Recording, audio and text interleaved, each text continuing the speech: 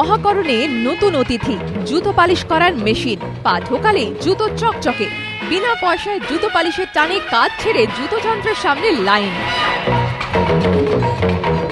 জুতো হয়ে যাবে, এবার আপনার জুতো হয়ে যাবে।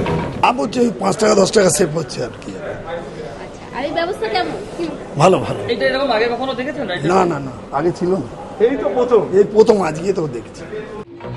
নতুন অতিথিকে নিয়ে মহাকরণের তুমুল আগ্রহ। কাজের ক্ষতি হবে না তো?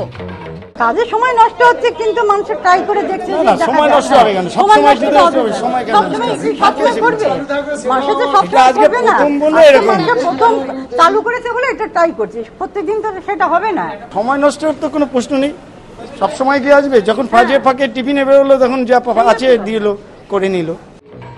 পূর্ত দপ্তরের তরফে মহাকরণের 2 নম্বর ও মেইন ব্লকে সোমবার 2টি জুতো পালিশ করার মেশিন লাগানো হয়েছে। মহাকরণ সূত্রের খবর, প্রায় বছর দেড়েক আগে মহাকরণের কর্মীদের কর্পোরেট কালচারে অভ্যস্ত করতে এই যন্ত্র লাগানোর সিদ্ধান্ত নিয়েছিল কর্তৃপক্ষ। সুমন ভরায় রিপোর্ট, এবিপি আনন্দ, কলকাতা।